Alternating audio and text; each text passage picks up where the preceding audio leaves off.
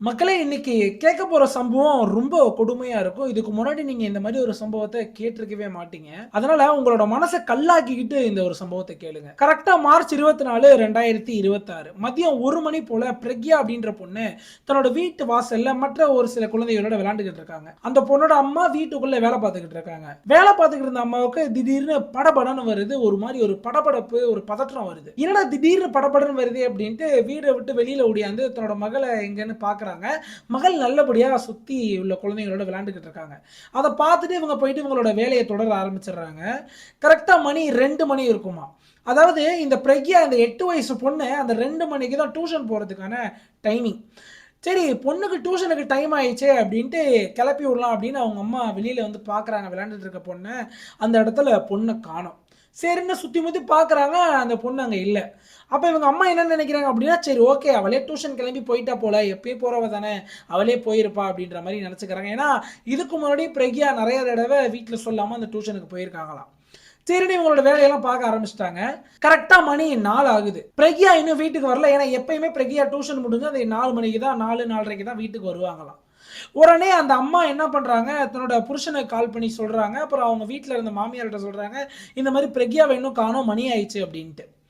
அப்ப அவர் என்ன சொல்றாரு அப்படின்னா, "அதெல்லாம் ஒண்ணும் இல்ல. பாப்பா வந்துரும். நீ வேலைய பாரு." அப்படின்ற மாரி சொல்லிடுறாங்க. மணி 5 மணி ஆகுது. பிரக்யா இன்னும் வீட்டுக்கு வரல. அப்பதான் ரொம்ப பதற்றமாயிட்டு என்ன பண்றாங்க, டியூஷன் டீச்சருக்கு ஃபோன் அடிக்கிறாங்க. "என்னங்க இன்னும் டியூஷன் விடலையா? பிரக்யா இன்னும் வீட்டுக்கு வரலையா?" அப்படின்னு கேட்கிறப்ப, டியூஷன்ல உள்ள டீச்சர் என்ன சொல்றாங்க அப்படின்னா, "ஏங்க பிரக்யா இன்னைக்கு இங்க வரவே இல்லையே. என்ன சொல்றீங்க?" அப்படின்ற மாரி சொல்றாங்க. "இல்லையே 2 மணிக்கு அங்க தானே வந்திருப்பா." அப்படின்ற மாரி இவங்க அம்மா பேசுறாங்க. "இல்லங்க இன்னைக்கு பிரக்யா அங்க வரல." அப்படின்னு சொல்றாங்க. உடனே ரொம்ப பதற்றமாயி, ரொம்ப அதிர்ச்சியாகி சுத்தியுள்ள மக்கள் எல்லாரிடையுமே விவரத்தை தெரிவிச்சுட்டு ஃபுல்லா தேட ஆரம்பிக்கிறாங்க அந்த தெரு ஃபுல்லா. பிரக்யாவை காணோம். மணி 6 ஆகுது, 6:30 ஆகுது. பிரக்யாவை சுத்தமா காணோம். அதாவது இன்னைக்கு கேட்க போற கதையில இந்த குழந்தைக்கு என்னதான் ஆணுச்சு, இந்த குழந்தைய என்ன நிலைமையில மீட்டு எடுத்தாங்க, இதுக்கெல்லாம் யார் காரணம், எதனால அப்படி நடந்துச்சு அப்படின்றதெல்லாம் ஒவ்வொரு விஷயமா உங்களுக்கு தெரிய வரப்ப ரொம்ப அதிர்ச்சியா இருக்கும் அப்படின்னே சொல்லலாம். நம்மளோட சேனலுக்கு நீங்க புதுசா இருந்தீங்க அப்படின்ற பட்சத்துல மறக்காம சப்ஸ்கிரைப் பண்ணிக்கோங்க. இந்த முழு கதையை கேட்கறதுக்கு முன்னாடி இந்த குடும்பத்தை பத்தி சொல்லிடுறேன். தினேஷ் அப்படிங்கிறவரு நல்லபடியா தன்னோட குடும்பத்தோட வாழ்ந்துட்டு இருக்காரு. அவர் குடும்பத்துல யார் யாரு அப்படின்னா, அவரோட அம்மா, அவரோட மனைவி, அவரோட 8 வயசு குழந்தை, அப்புறம் இப்ப ரீசெண்டா பிறந்த ஒரு குழந்தை. இவங்க எல்லாருமே சந்தோஷமா வாழ்ந்துட்டு இருக்காங்க. தினேஷோட தொழில் என்னன்னு பாத்தீங்கன்னா, ஒரு ஷூ பிசினஸ் மேன். அது மட்டும் இல்லாம தினேஷுக்கு ஒரு 2 வீடு இருக்கு. அதுல ஒரு வீட்டுல இவர் வாழ்ந்துட்டு இன்னொரு வீட்டை வாடகைக்கு விட்டுருக்காரு. அந்த வாடகைக்கு வர வருமானத்திலையும் நல்லபடியா வாழ்ந்துட்டு இருக்காரு. இப்ப நான் முன்னாடியே சொல்லியிருந்தேன் அந்த முத கட்டத்துக்கு வாங்க. குழந்தை காணா போயிருச்சு. மணி 5 மணி, 6 மணி ஆகுது, 6, 7 மணி ஆகுது. உடனே என்ன நடக்குது அப்படின்னா, குழந்தையோட அப்பாவான தினேஷ் ஆல்ரெடி நான் சொல்லியிருந்தேன் அவரு ரெண்டுக்கு வீடு விட்டுருக்காருன்னு. அதுல ரெண்டுக்கு இருந்த ஒரு நபர் தினேஷ்ட என்ன சொல்றாரு அப்படின்னா, இந்த மாதிரி உங்க குழந்தை 2 மணிக்கே காணா போயிருச்சு. நீங்க அப்பயே கம்ப்ளைண்ட் கொடுத்துருக்கணும். மணி இப்ப பாருங்க ரொம்ப லேட் ஆயிருச்சுங்க. தயவு செஞ்சு போலீஸ்ட்ட போய் கம்ப்ளைண்ட் கொடுங்க. கம்ப்ளைண்ட்டை நார்மலா மட்டும் கொடுக்காம போலீஸை நல்லா ப்ரெஷர் பண்ணுங்க. அப்பனா தான் போலீஸ் வந்து தேடுவாங்க அப்படின்ற மாதிரி சொல்றாரு. அது மட்டும் இல்லாம இது கிட்னாப்பிங்கா கூட இருக்கலாம் அப்படின்ற மாதிரி அங்க உள்ள தெருமக்கள் எல்லாம் பேசிக்கிறாங்க. உடனே பிரக்யாவோட அப்பா, அப்புறம் அந்த ரெண்ட்ல இருந்தார்ல அவரு, அப்புறம் ஒரு சில அந்த ஊர் மக்கள் எல்லாரும் போயிட்டு போலீஸ் ஸ்டேஷன்ல கம்ப்ளைண்ட் ஃபைல் பண்றாங்க. இந்த மாதிரி குழந்தைய காணோம், கொஞ்சம் அவசரமா தேடுங்க அப்படின்ற மாதிரி சொல்றாங்க. போலீஸுமே இதை உடனே கண்டுபிடிச்சாகணும். ஏன்னா கிட்னாப்னா லேட்டாக குழந்தை கைமீறி போயிடும் அப்படின்ட்டு உடனே கண்டுபிடிக்கணும் அப்படின்ட்டு ஒரு சில டீம்ஸ் ஃபார்ம் பண்ணி தேட ஆரம்பிக்கிறாங்க. ஆரம்பத்துல சுத்தமா எந்த ஒரு எவிடன்ஸ், எந்த ஒரு தடையும் எதுவுமே கிடைக்கலங்க. உடனே அன்னைக்கு நைட்டே 24ஆம் தேதி நைட்டே போலீஸ் இந்த இடத்துல ஒரு போஸ்டர் உங்களுக்கு காட்டுறேன். இதை வந்து வெளியில விடுறாங்க. ஆன்லைன்ல சர்க்குலேட் பண்றாங்க, அப்புறம் ஆஃப்லைன்ல சர்க்குலேட் பண்றாங்க. அதாவது இந்த போஸ்டர்ல நீங்க தெளிவா கவனிச்சீங்க அப்படின்னா, பிரக்யாவோட படத்தை போட்டு பிரக்யாவுக்கு பிரவுன் ஐஸ் இருக்கு, அதாவது காப்பி கலர் கண்கள் இருக்கு. ஸோ பிரக்யா கடைசியா வந்து ஒரு பிளாக் கலர் டர்ட்டில் டாப் போட்டுட்டு ஒரு மின்ட் கலர் ஃப்ராக் போட்டிருந்தாங்க. யாராவது பார்த்தீங்கன்னா அந்த நம்பருக்கு அலைங்க அப்படின்னு போலீஸ் அவங்களோட நம்பரையும் பிரக்யாவோட அப்பாவோட நம்பரையும் கொடுத்து இந்த மாதிரி ஒரு போஸ்டர் செஞ்சு சர்க்குலேட் பண்றாங்க. ஆனா எந்த ஒரு தகவலுமே வரலங்க. மிட் நைட் 10 மணி ஆகுது. அப்பதான் போலீஸ் இது ஒரு சீரியஸ் இஷ்யூ, ஏன்னா குழந்தை 2 மணிக்கே காணா போயிருக்குன்ட்டு சுத்தி உள்ள எல்லா தெருமக்கள்கிட்டையும் விசாரிக்க ஆரம்பிக்கிறாங்க. தேடுதல் பணியில ஈடுபடுறாங்க. அப்ப நைட்டோட நைட்டா பல போலீஸ் ரெஸ்டே இல்லாம தேட ஆரம்பிக்கிறாங்க. எல்லா சிசிடிவி கேமராஸையும் செக் பண்றாங்க. கிட்டத்தட்ட 3000க்கு மேல ஃபுட்டேஜஸ் செக் பண்ணியிருக்காங்க. ஆனா பிரக்யாவை பத்தின எந்த ஒரு தடையுமே கிடைக்கல அந்த இடத்துல. அப்பதான் போலீஸ்க்கு ஒரு அதிர்ச்சியான ஒரு விஷயம் கிடைக்குது. ஒரு ஃபர்ஸ்ட் க்ளூ. பிரக்யா ஒரு சிசிடிவில தெரிஞ்சிருக்காங்க. அதாவது எந்த சிசிடிவில அப்படின்னா, பிரக்யாவோட வீட்டுக்கு பக்கத்துல உள்ள ஒரு மளிகை கடை சிசிடிவில பிரக்யா பதிவாயிருக்காங்க. ஸோ அதுல ஒரு சிப்ஸ் பாக்கெட் வாங்குற மாதிரியான ஒரு காட்சி பதிவாயிருக்கு. இதை பார்த்துட்டு என்ன டைமிங் அப்படின்றத செக் பண்றேன். கரெக்டா மதியானம் 3 மணிக்கு இது எல்லாமே பதிவாயிருக்கு. இதை வச்சு எதனா ட்ரேஸ் பண்ண முடியுமா அப்படின்ட்டு அந்த 3 மணியை வச்சு சுத்தி உள்ள கேமராஸ் எல்லாத்தையும் ட்ரேஸ் பண்றாங்க. ஆனா எந்த ஒரு தடையுமே கிடைக்கல. அந்த ஒரு கேமரால மட்டும்தான் பிரக்யா பதிவாயிருக்காங்க. இப்ப அடுத்த நாள் 25ஆம் தேதி காலையில ஒரு நாளே ஆயிருச்சு. இன்னும் பிரக்யாவை பத்தின அந்த ஒரு தடயத்தை தவிர வேற எதுவுமே கிடைக்கல. இப்பதான் போலீஸ் இதை ஒரு சீரியஸ் இஷ்யூவா எடுத்துக்கிட்டு 10 தனிப்படைகள் அமைக்கிறாங்க. 10 தனிப்படைகளுக்குமே டிஃப்ரெண்ட் ஜாப்ஸ் கொடுக்குறாங்க. ஒவ்வொருத்தரும் ஒவ்வொரு டைப் ஆஃப் சர்ச்சிங்ல ஈடுபடணும் அப்படின்ட்டு 10 தனிப்படைக்குமே 10 ஜாப்ஸ் கொடுக்குறாங்க. எல்லாருமே அவங்களோட வேலையை தெளிவா பார்த்துக்கிட்டு இருக்காங்க. ஆனா எந்த ஒரு தடையும் சுத்தமா கிடைக்கவே இல்லை. ஸோ ஃபுல்லா சர்ச் பண்றாங்க. எல்லா சிசிடிவியும் செக் பண்றாங்க. சிசிடிவி இல்லாத இடத்துலயுமே கிரவுண்ட் சர்ச்ல ஈடுபடுறாங்க. ஆனா எந்த ஒரு தடையுமே கிடைக்கலங்க. ஈவன் தோ அந்த சுத்தி நிறைய எப்படி தேடுறாங்க அப்படின்னா ரூஃப்ல எல்லாம் ஏறி போய் பார்த்திருக்காங்க. ஆனா எந்த ஒரு தடையுமே எதுவுமே கிடைக்கல. 25ஆம் தேதி காலையில இருந்து நைட் வரை அந்த சர்ச்சிங்லயே போகுது. எந்த ஒரு சின்ன க்ளூ கூட கிடைக்கல. அந்த ஒரே ஒரு சிசிடிவி ஃபுட்டேஜ் தவிர. இப்பதான் தினேஷ், அதாவது பிரக்யாவோட அப்பா, வேகமா போலீஸ் கிட்ட வந்து ஒரு முக்கிய தகவல் ஒன்று கொடுக்குறாரு. சார், இந்த மாதிரி என் வீட்டில் ஒருத்தனை வாடகை வச்சிருந்தேன்னா சார், அவனை ஆளே காணோம். உங்களுக்கு கூட நல்லா தெரியும் சார், நேற்று கூட எனக்கு வந்து ஹெல்ப்லாம் பண்ணானே கேஸ் கொடுக்கறதுக்கு. நேற்று கூட நாங்கள் போலீஸ் ஸ்டேஷனில் வந்து கேஸ் கொடுத்தப்ப இருந்தார் அவர். ஸோ அவரோட தான் வந்து கேஸ் கொடுத்துருந்தோம். இப்போ அவர் வீட்டிலே காணோம். வீடை வேற பூட்டி இருக்காரு. முக்கியமான விஷயம் என்னன்னா, கால் பண்ணிக்கிட்டே இருக்கேன், சுவிட்ச் ஆஃப்னு வருது சார், எனக்கு சந்தேகமாக இருக்குது அப்படின்ற மாதிரி போலீஸ் சொல்கிறாங்க. போலீஸும் இதெல்லாம் தெரிஞ்சுக்கிட்டு ஃபர்ஸ்ட் அவனோட மொபைலுக்கு வந்து கால் பண்ணி பார்க்குறாங்க. அவன் வந்து சுவிட்ச் ஆஃப், லொக்கேஷனையும் போலீஸால கண்டுபிடிக்க முடியல, சுவிட்ச் ஆஃப் பண்ணி வச்சிருந்ததுனால. உடனே போலீஸ் என்ன செய்யறாங்க அப்படின்னா, நேரடியாக அவன் தங்கியிருந்த அந்த ரெண்டல் ஹவுஸுக்கு போறாங்க. அது தினேஷோட வீடு தான். ரெண்டல் ஹவுஸ்க்கு போய் பார்க்குறப்ப வெளியில கதவு பூட்டி இருக்கு. என்னடா வெளியில கதவு பூட்டி இருக்குன்னு கதவை உடைச்சு அந்த ரூம்குள்ள என்ட்ரு ஆகுறாங்க. எல்லாமே நார்மலா இருக்குங்க. வீடு ஃபுல்லா போய் செக் பண்ணிட்டு வராங்க. ஃபுல் அண்ட் ஃபுல் நார்மலா இருக்கு. அப்பதான் ஒரு ரூம்குள்ள போறப்ப ஒரு கெட்ட வாடை அடிச்சிருக்கு. லைட்டா அழுகுன ஸ்மெல், ஃபவுல் ஸ்மெல் அடிச்சிருக்கு. இதை பார்த்துட்டு இருக்கப்பே அந்த ரூம்ல ஒரு ஊதா கலர்ல ட்ரம் ஒன்று இருக்கு. அந்த ட்ரம்மை பார்த்துட்டு என்ன செய்யறாங்க அப்படின்னா, அந்த ட்ரம்முக்குள்ள என்ன இருக்கு அப்படின்றதுனால அந்த மூடியை தூக்கி ட்ரம்முக்குள்ள பார்க்குறாங்க. அதுக்குள்ள ஒரு இரும்பாலான குப்பி இருக்கு. உங்களுக்கு இந்த போட்டோல காட்டுறேன் பாருங்க. அதாவது இதை வந்து கேனிஸ்டர் அப்படின்னு சொல்லுவாங்க. இந்த மாதிரி அரிசி, இந்த மாதிரியான ஒரு ட்ரை விஷயங்கள்லாம் வைக்கிறதுக்கு யூஸ் பண்ணுவாங்க. இரும்பாலான கேனிஸ்டர் இந்த குப்பி இருந்திருக்கு. இந்த குப்பியை பார்த்துட்டு என்ன பண்றாங்க போலீஸ், இதை திறந்து பார்க்கலாம் அப்படின்னு அந்த குப்பியை திறந்து பார்க்குறாங்க.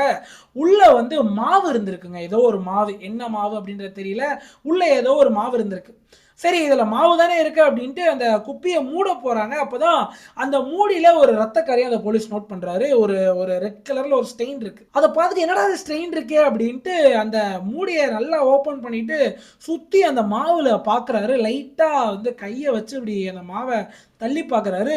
நிறையாவே ரத்த கரைகள் அந்த மாவுக்குள்ள இருக்கு. உடனே என்ன செய்யறாங்க அப்படின்னா, அந்த ரூம்குள்ள இருந்த எல்லாரையுமே வெளியே அமைச்சிட்டு முக்கியமான போலீஸ் ஆஃபீஸர்ஸ் மட்டும் உள்ள இருந்துட்டு கிளவுஸை மாட்டிட்டு கையை அந்த மாவுக்குள்ள விட்டு தேட ஆரம்பிக்கிறாரு. அப்ப ஏதோ ஒரு பொருள் வந்து தண்டுப்படுதுங்க. அந்த பொருளை கையை பிடிச்சி அப்படியே தூக்குறாரு. ஒரு கை அப்படியே தனியா வெளியில வருது. ஒரு குழந்தையோட கை இது. இதை பார்த்த உடனே உங்களுக்கு தெரிஞ்சு போயிடுச்சு இது பிரக்யா தான் அப்படின்ட்டு. 2 கையை விட்டு முழு பாடியை தூக்கி இருக்காங்க. அப்படியே கழுத்து அருந்து அப்படியே பின்னாடி பாதி தொங்குதான் அந்த பிரக்யா. 8 வயசு. அதை நான் எப்படி சொல்றேன்னு உங்களுக்கு தெரியல. இந்த இடத்துல முடிவு பண்ணிட்டாங்க பிரக்யா இறந்துருச்சு அப்படின்றது. ஸோ அக்யூஸ்டும் யாரு அப்படின்றத முடிவு பண்ணிட்டாங்க. எந்த அளவு கொடுமைன்றதை நீங்க யோசிச்சு பாருங்களேன். அது மட்டும் இல்லாம இந்த ரெண்டல் ஹவுஸ் எங்க இருக்குன்றதுதான் முக்கியமான விஷயமே. வெறும் ஒரு 10ல இருந்து 15 அடி கூட இருக்காதான் பிரக்யா வீட்டுல இருந்து. ரொம்ப பக்கத்துல இருக்க வீடுங்க. இது வந்து முழுக்க முழுக்க போலீஸோட மிஸ்டேக் தான். சரி இருங்க, நம்ம வந்து முழு கதையை கேட்டுருவோம். அப்ப என்ன பண்றாங்க, உடனே வந்து கிரௌட்லாம் அந்த இடத்துல கூட ஆரம்பிக்கிறாங்க. போலீஸ் வந்து இதை முழுமையா பார்க்க விட மாட்டாங்க பிரக்யாவோட பாடியை. அப்ப அவங்க அம்மாட்ட மட்டும் காட்டுறாங்க. அவங்க அம்மா வந்து பார்த்த இடத்துல மயக்கம் போட்டு விழுவுறாங்க. ஸோ அவங்களுக்கும் மருத்துவ உதவிலாம் பண்ணிட்டு இந்த பிரக்யாவோட பாடியை போஸ்ட்மார்ட்டத்துக்கு அனுப்புறாங்க. போஸ்ட்மார்ட்டத்துக்கு அனுப்பிட்டு இந்த வீட்டில் தங்கியிருந்தவன் யாரு அப்படின்னு அவனோட கேரக்டர் ரொட்டீன் செக்லாம் பண்ண ஆரம்பிக்கிறாங்க. ஐயா, அந்த இவனோட பேர் வந்து சுனில். இவனோட பேரு. இவன் தான் அந்த வீட்டில் கடந்த 1 வருஷமா தான் குடியிருக்கானா.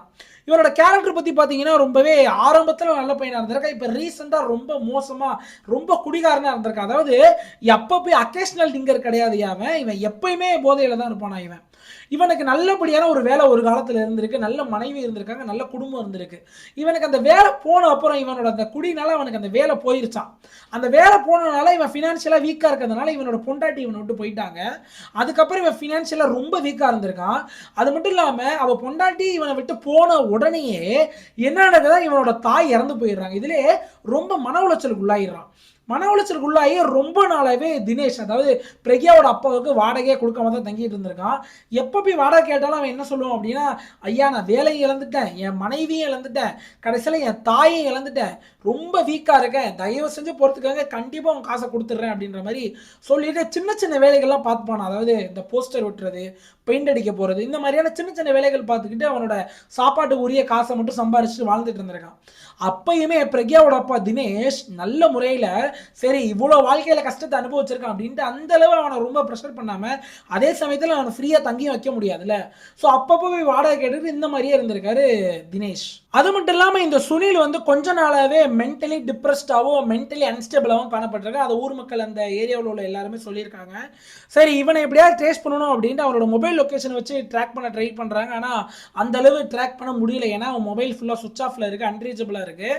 ஸோ அது மட்டும் இல்லாமல் சரி இவன் கண்டிப்பாக இந்த இடத்த விட்டு எஸ்கேப் ஆகியிருக்கான், எங்கேயோ கதவெல்லாம் பூட்டி வச்சுட்டு எங்கேயோ கிளம்பியிருக்கான். அப்போ கண்டிப்பாக சுற்றி உள்ள எல்லா சிசிடிவிலையும் கண்டிப்பாக பதிவாயிருப்பான். ஒரு சிசிடிவியில் இவனை பிடிச்சிட்டா அந்த சிசிடிவியில் பிடிச்சதை வச்சு மேப் பண்ணி அவன் எங்கெங்கெல்லாம் போயிருப்பான் அப்படின்ற அந்த ரூட்டை வச்சு ஈஸியாக கண்டுபிடிச்சிடலாம் அப்படின்னு சிசிடிவி செக் பண்ண ஆரம்பிக்கிறாங்க. இதில் தாங்க ஒரு அதிர்ச்சியான சம்பவமே. இவன் ஒரு குடிகாரனாக இருந்தால் கூட இந்த ஒரு கிரிமினல் வேலையை ரொம்ப தெளிவாக பண்ணியிருக்கான். அதாவது சுற்றி அவ்வளோ சிசிடிவி இருந்தும் ஒரு சிசிடிவியில் கூட அவனோட நடை, அவனோட மூமெண்ட்ஸ் கூட பதிவாகலை. அவனோட மூஞ்சி பதிவாகலன்னு அது வேற விஷயங்க. அவனோட மூமெண்ட்ஸ் கூட சுற்றி உள்ள எந்த சிசிடிவிலையுமே பதிவாகலை. இதுதான் போலீஸ்க்கு ஒரு அதிர்ச்சியான தகவலை கொடுக்குது. ஏன்னா ரொம்ப இந்த எப்படி சொல்றது, டாப் டேர் கிரிமினல்ஸ் அந்த மாதிரிலாம் பண்ணுவானுங்க.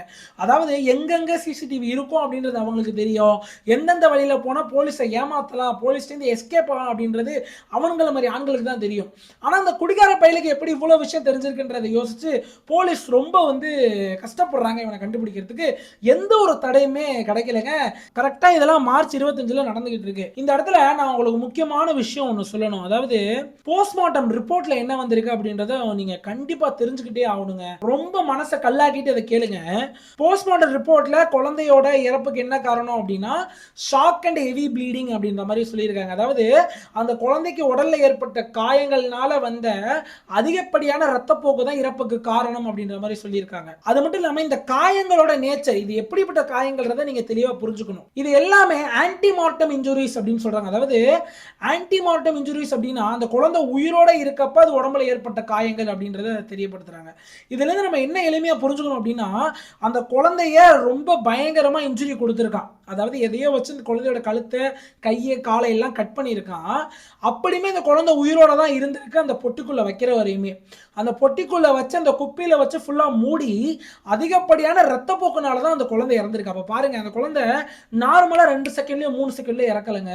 பல சித்திரவாதையும் பல வலியும் வேதனையும் அனுபவிச்சுதான் அந்த 8 வயசு பிரக்யா இறந்திருக்காங்க. இது நினைக்கிறப்ப ரொம்ப வேதனையா இருக்கு அப்படின்னே சொல்லலாம். போலீஸ்க்கு எந்த ஒரு தடையுமே கிடைக்கல. இப்ப மார்ச் 26 வந்துருச்சு. இப்பதான் போலீஸ் என்ன சொல்றாங்க அப்படின்னா ஒரு 25,000 ரூபாய் ரிவார்டு அறிவிக்கிறாங்க. இவன் தான் சுனில். இவனோட போட்டோவை கொடுத்து பஸ் ஸ்டாண்டு, ரயில்வே ஸ்டேஷன் எல்லா இடத்துலயும் பரப்பி விட்டு இவனை பத்தி தகவல் கொடுக்கறவங்களுக்கு 25,000 ரூபாய் சன்மானம் வழங்கப்படும் அப்படின்ட்டு ஒரு ரிவார்டு அனௌன்ஸ் பண்றாங்க. சோ இந்த இடத்துல நீங்க தெளிவான ஒரு சில விஷயங்கள்லாம் புரிஞ்சுக்கணுங்க. இன்ன வரையும் போலீஸ்க்கு சுத்தமா எதனால பிரக்யாவை இவன் கொன்னா அப்படின்றது தெரியலங்க. நிறைய சந்தேகப்படுறாங்க. எதனா பர்சனல் வெஞ்சன்ஸ் இருந்திருக்கா அந்த பிரக்யா ஃபேமிலி மேல, அப்படி இல்லைன்னா வேற எதுக்காக இந்த உடல் ரீதியான தப்பான விஷயங்களுக்காக இந்த பிரக்யாவை எதனா பண்ணிருப்பானா அப்படின்றது ஒரு முக்கியமான கேள்வி. இதுல நீங்க இப்ப போஸ்ட்மார்ட்டம்ல வந்திருக்கும்லடா அப்படின்னு கேட்டீங்கன்னா அந்த போஸ்ட்மார்ட்டம் ரிப்போர்ட்டுமே இன்னும் தெளிவா வந்து போலீஸ் வந்து எக்ஸ்பிளைன் பண்ணல மீடியால. இதுவரையும் எக்ஸ்பிளைன் பண்ணியிருக்குது அந்த ஆன்டிமார்ட்டம் இன்ஜுரிஸ் பத்தியுமே ஹெவி ப்ளீடிங்கால அந்த குழந்தை இறந்திருக்குன்றதுதான். ஸோ இன்ன வரையும் அந்த ஒரு தப்பான உடல் ரீதியான அந்த விஷயங்கள் பத்தி போலீஸ் எதுவுமே தகவல் கொடுக்கல. சரின்னு அப்படி இவனை தேடிக்கிட்டே இருக்காங்க. சுத்தமா இவனை பத்தி எந்த ஒரு தகவலுமே கிடைக்கல. இதன் அடிப்படையில் இந்த சைடு தினேஷோட ஃபேமிலி போலீஸ் மேல பல குற்றச்சாட்டு வைக்கிறாங்க. இவங்க ஒழுங்காவே தேடலைங்க போலீஸ், இவங்க வந்து சுத்தமா தேடவே இல்லை, எங்கெங்கேயோ போய் தேடிக்கிட்டு இருந்தாங்களே தவிர என் வீட்டை சுத்தி இவங்க தேடவே இல்லை, எங்க ஏரியால தெளிவா தேடவே இல்லை. அது மட்டும் இல்லாம அன்னைக்கு நைட்டு ரொம்ப குறைவான அமௌண்ட் ஆஃப் போலீஸ் தான் இருந்தாங்க, அதனாலேயே என் பிள்ளையை காப்பாற்ற முடியாம போச்சு அப்படின்ற மாதிரி அவங்க வீட்டு சைட்ல இருந்து போலீஸ் மேல நிறைய குற்றச்சாட்டுகள் வைக்கிறாங்க. ஸோ இப்போதான் போலீஸ்க்கு ஒரு சில தகவல்கள் வந்துகிட்டே இருக்கு அந்த ஹியூமன் இன்டெலிஜென்ஸ் மூலியமா, இவங்களோட அந்த பர்சனல் இன்ஃபார்மர்ஸ் மூலியமா அவனோட லொகேஷனை ஓரளவு ட்ராக் பண்ணிட்டாங்க.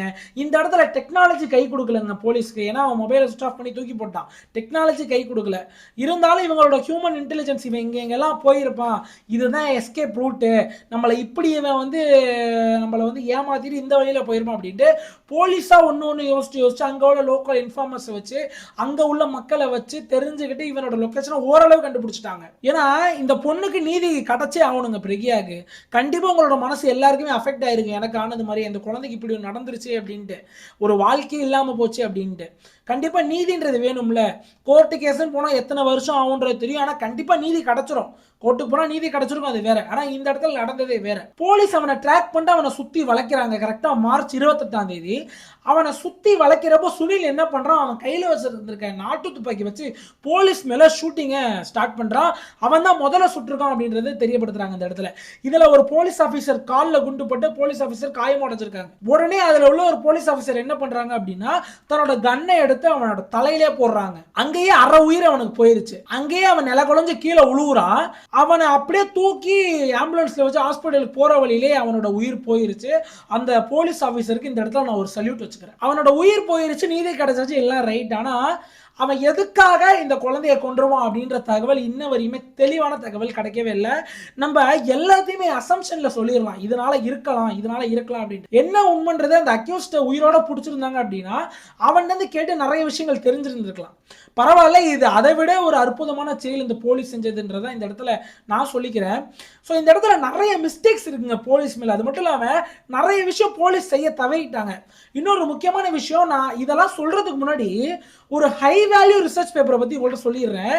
ஏன்னா இந்த ரிசர்ச் பேப்பருக்கும் இந்த ஒரு சம்பவத்துக்கும் நிறைய ரிலேஷன் இருக்கு ஐயா. அதாவது உலகத்துல இந்த மாதிரி குழந்தைகளுக்கு நடக்கிற அநீதிகள்லாம் இருக்குல்ல, ஸோ இந்த மாதிரியான உடல் ரீதியான அநீதியாக இருக்கலாம், இந்த மாதிரி மர்டர்ஸாக இருக்கலாம், இந்த மாதிரி விஷயங்களுக்கெல்லாம் காரணமான அக்யூஸ்ட்லாம் இருப்பானுங்களே கிரிமினல்ஸ், அவனுங்களோட மனநிலைமை எப்படி இருக்கும், இந்த மாதிரி கிரிமினல்ஸ்லாம் எந்த டைப்பில் இருப்பானுங்க, குழந்தைகளுக்கு நெருக்கமானவங்களா இருப்பானுங்களா தூரமானவங்களா இருப்பாங்களா, இதெல்லாம் தெரிஞ்சுக்கிறதுக்காக ஒரு ரிவ்யூ ஸ்டடி நடத்துகிறாங்க. இந்த ரிவ்யூ ஸ்டடினா நீங்கள் என்னன்றதை தெரிஞ்சுக்கணும். ஒரு ரிசர்ச் ஒரு ஸ்டடி அப்படின்னா என்ன பண்ணுவாங்க அப்படின்னா ஒரு குரூப் ஆஃப் பீப்புள்ஸை எடுத்து அந்த பீப்புள்ஸ் சேர்ந்து டேட்டாலாம் எடுத்து அதை வச்சு ஒரு சில சொல்யூஷன் கண்டுபிடிப்பாங்க. ஆனால் இந்த ரிவ்யூ ஸ்டடி அப்படிங்கிறப்ப இது என்னன்னா கடந்த 30 வருஷத்துல ரிசர்ச் பண்ணியிருப்பாங்களே, தனித்தனியான ரிசர்ச் நடந்த எல்லா டேட்டாவையும் எடுத்து அந்த ரிசர்ச் டேட்டாவை எடுத்து அந்த ரிசர்ச்சோட சொல்யூஷன்ஸை எடுத்து அதை எல்லாத்தையும் கம்பைன் பண்ணி கடந்த 30 வருஷத்துலேருந்து எடுத்து அதை கம்பைன் பண்ணி ஒரு சொல்யூஷன் கொண்டு வருவாங்க. இது வந்து ரொம்ப பவர்ஃபுல்லான எவிடன்ஸாக இருக்கும், ரொம்ப பவர்ஃபுல்லான சொல்யூஷனாக இருக்கும். ஏன்னா ஒரு ரிசர்ச் பண்ணி ஒரு எக்ஸ்பெரிமெண்ட் பண்ணி அதுலேருந்து நம்மளுக்கு சொல்யூஷன் கிடைக்குதுன்னா அதுவே பவர்ஃபுல். பலவிதமான ரிசர்ச்ல அந்த சொல்யூஷன் எல்லாத்தையும் கம்பைன் பண்ணி அதில் ஒரு சொல்யூஷன் எடுக்கிறோன்னா அது எந்த அளவு பவர்ஃபுல்லாக இருக்குன்றத பாருங்களேன். அப்போ நிறைய அதிர்ச்சியான விஷயங்கள் வந்து தெரிய வருது. இதில் நிறைய விஷயங்கள் இருந்தாலும் இந்த கேஸுக்கு ரிலேட்டடான ஒரு ரிசர்ச்சை மட்டும் ஒரு விஷயத்தை மட்டும் சொல்லிடுறேன். என்ன தெரிய வருது அப்படின்னா இந்த மாதிரியான குழந்தைகள் நடக்கிற அநீதிகளில் அதிகப்படியான கிரிமினல்ஸ் எல்லாருமே மெஜாரிட்டி ஆஃப் த கிரிமினல்ஸ் அந்த குழந்தையோட ஃபேமிலியில் உள்ளவங்கள தான் இருக்காங்க ஃபர்ஸ்ட். ரெண்டாவது விஷயம் அந்த குழந்தைகளோட பக்கத்து வீட்டுக்காரங்கள தான் இருக்கானுங்க, நெய்பர்ஸாக தான் இருக்கானுங்க. மூணாவது விஷயம் அந்த குழந்தைகளுக்கு நல்லா ஃபெமிலியரானவங்க தான் இருக்கானுங்க அப்படின்றது தெரிய வருது. யாரோ மூணாவது மனுஷன்லாம் கிடையாது, அந்த குழந்தை டெய்லி பார்த்து வளர்ற யாரோ ஒருத்தவங்களா தான் இருக்காங்க அப்படின்றது தான் இந்த ரிசர்ச்சில் கிடைச்ச ஒரு அதிர்ச்சியான உண்மையே. இன்னொன்று, இவனுங்களை மாதிரி ஆளுங்களாம் ஃபர்ஸ்ட் அந்த குழந்தைங்களுக்கு ஒரு ட்ரஸ்ட்டை பில்ட் பண்ணி அந்த குழந்தைங்களுக்கு ஒரு நண்பகத்தன்மை கொடுத்து அந்த குழந்தைங்களை மேனிப்புலேட் பண்ணி இதை பண்ணு அதை பண்ணுன்னு அதுக்கப்புறம் தான் அந்த கிரைம்லாம் பண்ணியிருக்கானுங்க. அதுதான் இந்த இடத்துலையும் ஆப்வியஸாக நடந்திருக்கணும். அதாவது எனக்கு மைண்டில் பட்ட விஷயங்களை நான் சொல்ல போகிறேன். இந்த விஷயங்களை போலீஸ் அவங்களோட ஃபர்ஸ்ட் க்ளூலே செஞ்சிருந்தா இந்த சுனில் அப்படின்றதும் உயிரோட பிடிச்சி இந்த எல்லா கேள்விகளுக்குமே பதில் தெரிஞ்சிருக்கலாம் அப்படின்றது என்னோட விருப்பம். ஈவன் தான் அந்த குழந்தைய காப்பாற்றிருக்கலாம் கூட நான் நினைக்கிறேன். அது எனக்கு சரியா தெரியல. நான் சொல்றது கரெக்டாக தப்பா நீங்க என்ன கமெண்ட்ல சொல்ல போறீங்க. அந்த குழந்தை கடைசியா பதிவான நேரம் 3 மணி ஒரு சிசிடிவியில்.